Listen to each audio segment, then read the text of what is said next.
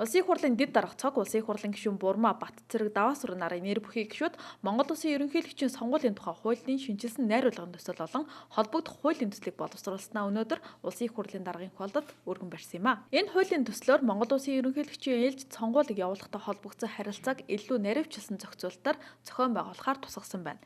Иргэний цахим үнэмлэхээр автоматжуулсан системийн дагуу ерөнхийлөгчийн сонгуулийг зохион байгуулах бөгөөд гарч болзошгүй альва хэрэг маргааныг бодит баримтын дагуу шийдвэрлэхээр хуулийн төсөлд тусгасан гэдгийг хууль санаачлагч гишүүн хэлж байна. Түүнчлэн Монгол Улсын улс төр эдийн засаг нийгмийн амьдралын хөгжлийн хурдац, үүнээс үүдэн гарсан нөхцөл байдал хууль тогтоомжийн чанарыг сайжруулах зайлшгүй шаардлага үүсэн хэмээн үзэж байгаа юм. Сонгуулийн хуулийг шинжлэх болсон шаардлага нь юу вэ гэхдээ зэрэг 2012 оны улсын хурал, нийслэлийн сонгуул, за аймаг сум дүүргийн сонгуулийг зохион байгуулахдаа хэрэгэлсэн сонгуулийн наривчлсан зохицуултыг оруулж өгч байгаа. Тухайлбал энэ сонгуулийг санал авах, санал тоолох үйл ажиллагааг автоматжуулсан тоног төхөөрөмжөөр ашиглах, сонгогчийн цахим үнэмлэхийг ашиглан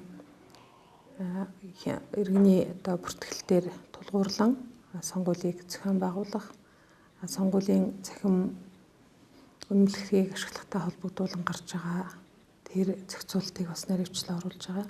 Монгол Улсын ерөнхийлөгчийн сонгуулийн тухай хууль нь 13 бүлэг 69 зүйлтэй төслийн үздэл баримталд заасан үндэслэл шаардлагын дагуу дараах зарчмын шинжтэй өөрчлөлтүүдийг хуулийн төсөлд тусгасан байна. Тухайлбал Монгол Улсын их хурлын 2012 оны ээлжид сонгуулиар Монгол улс анх удаа гадаад улсад ажиллаж амьдарч сурч байгаа иргэдийнхээ саналыг авсан. Иймд 2013 оны Монгол Улсын ерөнхийлөгчийн ээлжид сонгуульд гадаад улсад ажиллаж амьдарч сурч байгаа иргэдийн саналыг авах эрх зүйн үнцийг бүрдүүлэхээр зохицуулт оруулсан байна. Мөн хуулийн төсөлд тусгаснаар Монгол Улсын ерөнхийлөгчийн сонгуулийг зохион байгуулах ажил улсын хурлын болон аймаг сум дүүргийн иргэдийн төлөөлөгчдийн хурлын сонгуультай нэгэн адилаар төрийн албан хаагчид оролцсноо. Үүний зэрэгцээ сонгуулийн сурталчилгааг хуулийн нарийн зохицуулалтаар хянахаар тусгасан байна. За мөн одоо сонгуулийг хөндлөнгийн хяналт буюу төрийн бас байгууллагуудын төрийг удирдах хэрэгтэй иргэдийг оролцуулах чиг үүрэг бүхий байгууллагуудын сонгуулийн зохион байгуулалтыг мониторинг хийх, сонгогчдын боловсролыг дээшлүүлэх чиглэлээр үйл ажиллагаа явуулах, за мөн ажиглах эрхийг бас нэмж оруулсан.